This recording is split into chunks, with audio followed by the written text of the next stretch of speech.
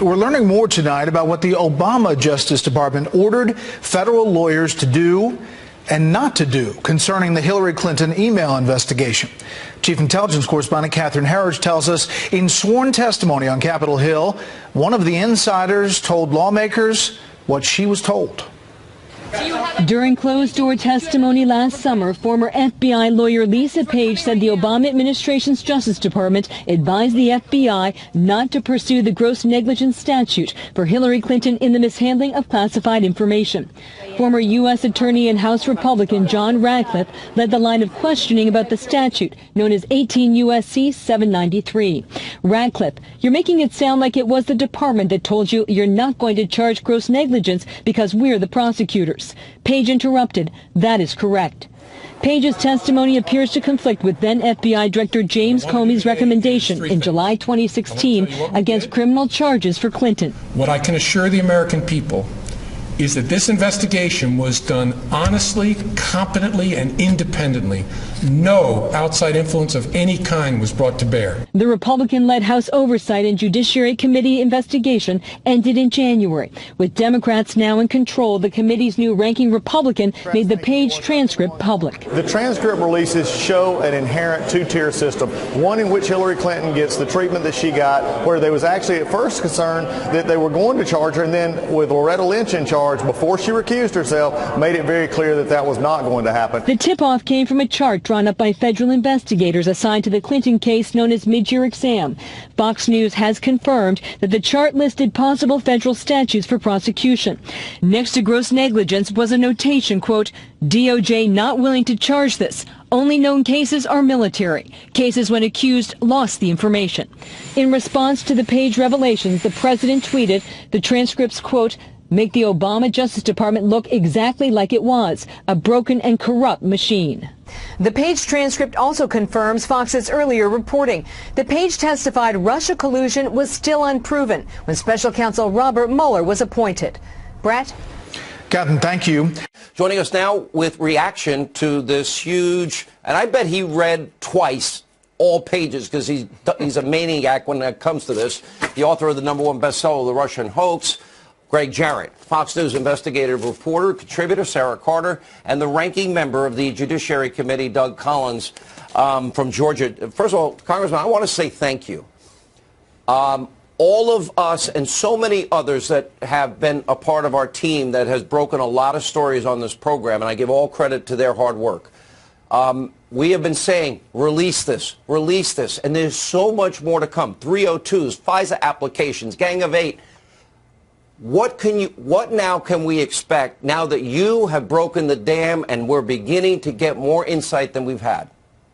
Well, you can expect it to continue. We're going to continue to release this, as I have promised the American people. As we went through these, we're going through it in a very methodical pattern. We're putting this out there so that people can begin to see what's actually going on here. You made a great statement at the beginning of this show. It is a two-tier justice system. The president has been unfairly attacked from the moment he was elected in November 2016 on many fronts. And now we're beginning just to see the vast scope of what most of us knew, that Ms. Clinton was treated completely differently than what we ended up seeing President Trump being treated, and that's just wrong. When you have the corrupt triumvirate of Strzok, McCabe, and Page, when they have been involved from the day one, from the email controversy through the original Russia investigation, through the appointment of Mueller, this just shows that there's a two-tier system, and we're going to say we're going to get this out, and we're going to put it in ways that people can easily understand, not a large dump, but we're going to take it methodically as we go, as we get them cleared, and we're going to get them out to the American people. I want to thank you for doing this, and there have been many other courageous, Jordan, Meadows, Devin Nunes, I can't name everybody, Matt Gaetz, all these guys. Sarah, I know you read this today, and the interesting thing is a lot of your early reporting is corroborated, but there's also all this new information. We now got closer to Brennan. We now get closer to Loretta Lynch, which gets us closest to Barack Obama. What did he know? When did he know it? Well, I think that you're absolutely right here, Sean. One of the things that I think I found most fascinating in the testimony, and it was, if you actually go back to Bruce Orr's testimony and compare it to Lisa Page, they both have different statements as to when Lisa Page actually knew about Christopher Steele. This is something I haven't seen out there, but Lisa Page basically says that she didn't know anything about the dossier in August 2016. But Bruce Orr specifically states in his testimony that he went to visit Andrew McCabe at his office with information that had just been given to him by Christopher Steele on July 30th. So he goes to the office to meet with Andrew McCabe, and lo and behold, who's there to meet with him is Lisa Page. So actually, he met with Lisa Page in August 2016. It was information that was actually given to him by Christopher Steele, and they're in the office. Now, Lisa Page, obviously right now, we're looking at the testimony, I would say that we're seeing a lot of finger pointing. She's pointing at the Justice Department. It was, you know, they were in charge. They didn't want us to move forward. And I believe that's honestly, I think that she's being honest there. But the FBI was also heavily involved. And as we've noted in past stories, you know, from the top down and the people that were involved in this in covering up as well for Hillary Clinton. And we see that with James Baker's testimony. Oh, when James Baker was specifically. Exactly. Yeah.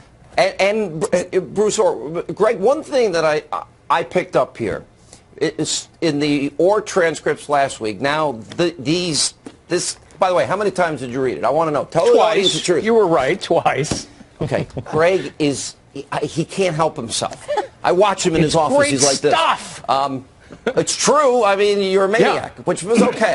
The what he said I was saying. But here's what I sensed in both the Orr testimony and the Page testimony. I sensed they're telling a lot of truth here. Oh, yeah. And they're revealing things that they understand the stakes are so high. I mean, just begin with page 20. Quote, every person on the team knew no charges would be brought against Hillary Clinton. I mean, that's an amazing statement. She hadn't even been interviewed. Chairman Gowdy then says, well, how could you know no charges would be brought if you haven't even talked to her yet? She said, well, I'm not an expert on the law, even though she's a lawyer.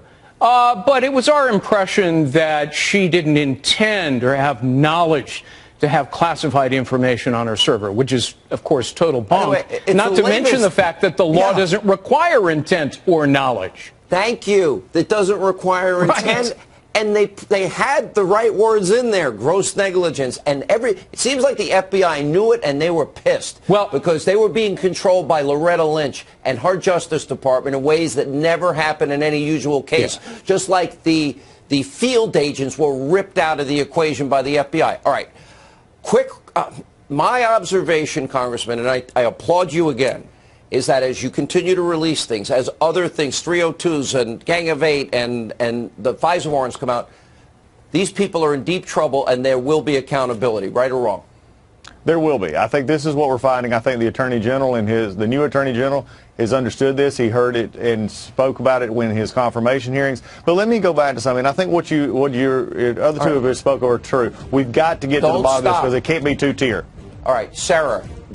My sources are very clear. There are things now. These people are in trouble. A lot of them. They're in big trouble, Sean, and the Attorney General is an honest, decent man. He's going to do the right thing. He's going to investigate this. The evidence is all here before the public, and all they need to do is follow up with questioning these people and holding people accountable, and they will be. Last 15 seconds. What's going to happen? Collusion was a political ploy, according to Lisa Page, and they were using it as an insurance policy. It was all in your book. Perfect title. Thank you all. There was a document dumped by the Republicans on the House Judiciary Committee. The House sent out hundreds of pages, and we're learning more about perhaps the deep state at the Department of Justice and at the FBI. Because in this document dump, they admitted that the FBI was ordered, Lisa Page, remember her, the FBI attorney, she admitted the FBI was ordered by the Barack Obama Department of Justice not to consider charging Hillary Clinton for gross negligence in handling intelligence, which is classified. Remember, in an early draft of what James Comey was, he was accusing Hillary Clinton of being grossly negligent. Well, gross negligence can can be punished with prison time. But they changed it to extremely careless. And Page testified that there was conversations between the Department of Justice and the FBI about how to get her off the hook, Steve, essentially. Republicans on the House Judiciary Committee, they released transcripts, hundreds of pages of these transcripts from that hearing with the Judiciary Committee. And this is what one of them said, to your point, when she was ordered not to charge Hillary Clinton.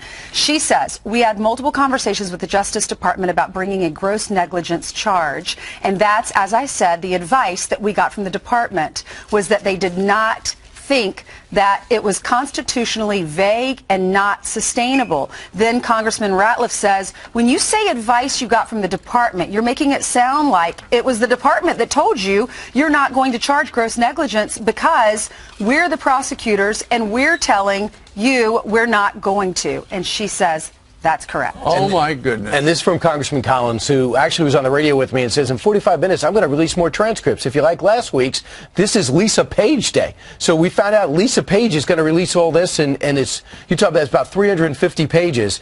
Now, the big question for me was, what's about this insurance policy that we discussed in Andy's office? Andy McCabe doesn't seem to remember in his book tour what they discussed with an insurance policy as relates to the presidency of the United States. Now, if I'm to believe Lisa Page in what she says, and if I'm to understand the summary in which I read, it is essentially Lisa Page is saying Crossfire Hurricane was an investigation into a possible Russian infiltration into the Trump campaign. They say, being that we didn't think he was going to win, we could take our time. But in the event that you die because you're 40, before you're 40, we have an insurance policy where I guess it's an accelerated investigation into something that they admit in this copy and in this cross-examination they knew very little about. The scary thing is just the fact that this essentially lays bare, it sounds like there was a deep state. We've heard about that for a while, but think about this. There's this FBI investigation looking into things, but it's the Department of Justice. It's Barack Obama's Department of Justice telling the FBI not to charge her, which, you know, the way the Department of Justice is who decides anyway. It's the FBI that just does the investigating. Here's Doug Collins.